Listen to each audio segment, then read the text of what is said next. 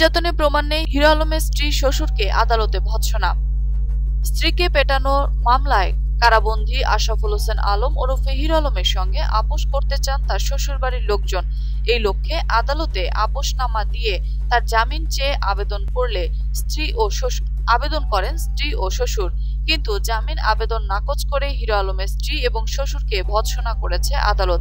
আজ সোমবার বগুড়া জেলা এবং দায়রা জজ আদালতে বিচারক নরেশ চন্দ্র সরকার তাদের ভৎসনা করেন। একই সঙ্গে হিরো আলমের জামিন নাকচ করে দিয়ে আগামী 18 এপ্রিল তাকে আদালতে হাজির করার নির্দেশ দিয়েছেন তিনি। ওই দিন হিরো আলমের উপস্থিতিতে তার জামিন শুনানি হবে মর্মে আদেশ দেন বিচারক। হিরো আলমের পাশাপাশি তার স্ত্রী সুমি বেগম এবং শ্বশুর সাইফুল ইসলামকেও ওই দিন আদালতে উপস্থিত থাকতে বলা হয়েছে।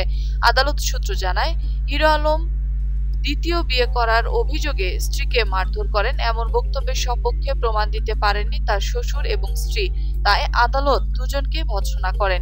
হিরো আলমের আইনজীবী মাসুদার রহমান স্বপন জানান, মামলার বাদী হিরো আলমের শ্বশুর সাইফুল ইসলাম আসামির পক্ষের সঙ্গে মীমাংসা করে মামলা চালাবেন না এই মর্মে এফিডেভিট আদালতে দাখিল করেন। বাদীর এই আপোষনামার ভিত্তিতে আজ আদালত তার জামিন আবেদন করা হয়। জামিন আবেদনের শুনানিকালে মামলার বাদী হিরো আলমের শ্বশুর, স্ত্রী সুমি বেগম, 2 সন্তান সহ উপস্থিত ছিলেন। উল্লেখ্য, যৌতুকের দাবিতে স্ত্রীকে মারধর এবং নির্যাতনের অভিযোগে হিরো আলমের শ্বশুর গত 6 মার্চ বগুড়ার সদর থানায় তার বিরুদ্ধে মামলা করেন।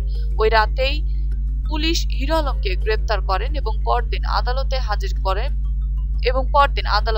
করে পুলিশ। আদালত জামিন নামঞ্জুর করে কারাগারে পাঠানোর নির্দেশ দেওয়ায় গত 7 মার্চ থেকে হিরো আলম কারাগারে রয়েছেন।